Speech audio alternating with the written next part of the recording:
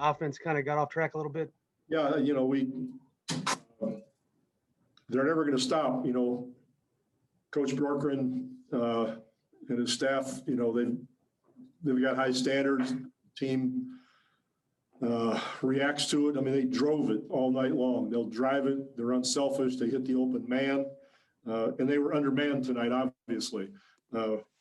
But that's where you have to take care of your business. So I think we did a good job in that regard and didn't let up. But that's a team that is hard to guard because of their movement, because of their tenacity. So I'm glad we got it done.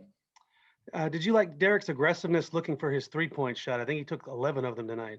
Well, he's been like that for a while. That's something he's added to his game that we need on the team, and he's really reacted well to that.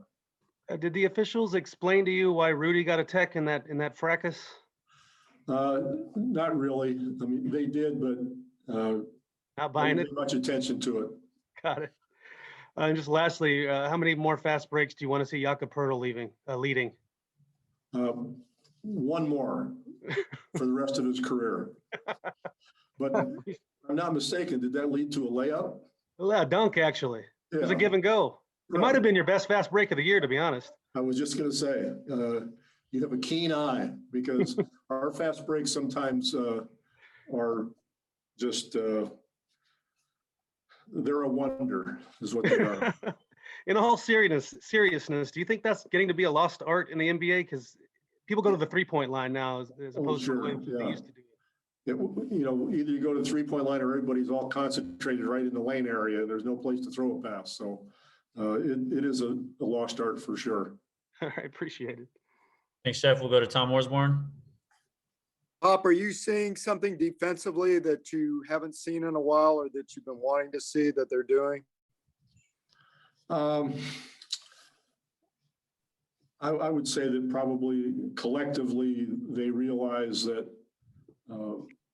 we've lost some leads this season because our defense lets down. First with transition D, we did it a couple times in the second quarter tonight. So they understand that that's got to be more consistent to win basketball games. Speaking of that dust up, can you recall anyone ever going after Patty Mills? No, no, he's one of those guys that doesn't get involved in that kind of a ruckus. He's too sweet.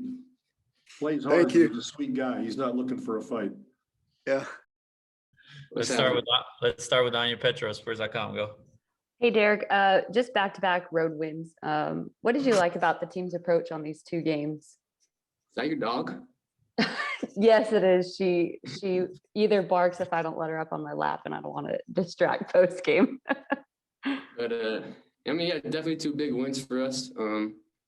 We always seem to play a little better on the road for some reason, but good wins for us, and we just got momentum going and not let up. I mean, season's dwindling down, so we just got to keep battling and try to play our best basketball down the stretch.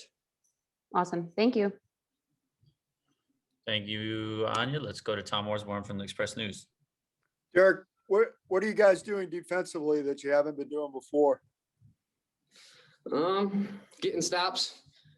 I don't know. Yeah, we just competing on that end. Coaches are always on us, and I mean, it's a never ending battle to continue to get better on that end. And I mean, we've had a couple good games. We just got to keep them going. You can't let up any. Would you want to tangle with Rudy Gay? Did y'all see me? I was holding him back crazy. But no. Yeah. I hear you. How unusual was that to see anyone go after Patty? Yeah, I mean, that was crazy. I'm not sure how it started or anything, but I mean, obviously we know Patty, and I mean, one of the nicest guys in the league. So I don't know how it started, but we always got Pat's back. Thank you. Thanks, Tom. Jeff McDonald. So if you were holding back Rudy Gay, I guess you saved Jakar Sampson's life, maybe? Yeah, I don't know. There was a lot happening quickly, so I was just trying to keep Rudy so nothing more happened. We don't have enough bodies to lose him. What, just in general, what do you think you guys learned or improved on or got out of these last 2 games on the road? I think we lost a couple tough games. Obviously, that makes it worse, but we were never too far away. Just got to keep going, keep putting things together. A lot of things we did that lost us those leads that ended up costing us in the end. So, and then I think we've been improving for a little bit now. We just got to continue to get better and continue to put some wins together. As a guard, how would you rate Jakob Poeltl running a fast break? I told him his handle's a little shaky, but it was a good decision to give it up and get it back. So out of 10, 7.5. 7.5. 10 out of 10 result. We were kind of joking with Pop about that, and he said it might have been your best fast break of the year as a team. So I don't know, maybe. We've had problems with that in the past. So maybe we just got to get his yak and get out the way. In all seriousness, is that sort of a lost art in the NBA, the fast break? Because it used to be everybody runs to the rim and somebody gets a layup or a dunk. Now everyone's going to the 3-point line. Things get a little. I don't know if it's a lost art, but it's a different kind of art nowadays. So it is what it is. Is it just a matter of practicing more together and getting more reps together? Yeah, I mean, 3 points is worth more than 2, so that's kind of how it goes. But it's always good to get a layup when it's available. I mean, the last thing we were talking to Derrick about was your fast break that you led. So take me through that. I mean, I don't know. You just got to roll with the punches. Like the ball was right in front of me. I figured I might as well bring it up. There's nobody really stopping the ball. So I figured, yeah, might as well keep it going. And then I saw Keldon ahead of me, and I was very happy that he gave it back to me. Had a nice little connection going there. Like, I imagine that's not a combo that has worked a lot together on a fast break, you and Keldon running a give and go. I mean, I can't say we practice it much, but I mean, it's just basketball fundamentals. Like, it's if it's there, why not go for it? Pop was joking when a lot of these guys, the guards run the fast break, it doesn't wind up that well. You might have had the best fast break of the year. I mean, I can talk to Derrick. I can talk to DJ. Maybe got some advice, but for now, I think we're pretty good. In all seriousness, what do you guys think you ironed out or improved on this 2-game road trip? I think we're aggressive and decisive on offense. Like I said, we didn't hesitate. We just kind of went for it. Also, we got some good stops. I think tonight our defense was really good against Phoenix as well. And that's really what fueled us, I would say. It's just the aggressiveness. I think there was a little period where we looked tired, and we overcame that, and we're playing with more energy now, and it's showing in the games. Okay, thank you. Mm-hmm. Thank you, Jeff. Let's go to Tom Petrini from Ken's 5. Hey, Jak. Did you notice the rotation in the game tonight? It seems that Pop was staggering DeJounte and Derrick for a little bit in this game. Did you notice anything with that, what that brought to the dynamic of the game? To be honest, I didn't really pay attention to it.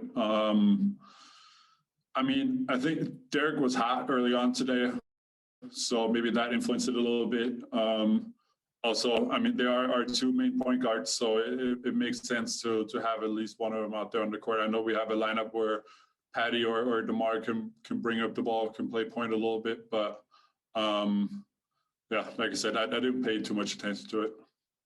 And then that fast break you had, it didn't just start with the block or the steal that you ripped. It was, you started on a switch on Brogdon.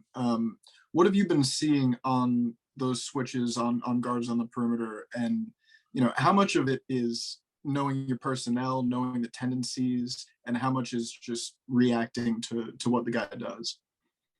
I think it's a lot of knowing who's on the court, knowing who's good at what. I know Brogdon, I mean, he's a capable shooter, but he prefers to drive, so I give him a little space. I know I can give a good contest with my length, even if he tries and pull up for 3. And I know he likes going right, so that, I mean, it's not a situation where we're going to switch 1 through a lot, but in an emergency situation, it might happen, and then you got to be prepared for it.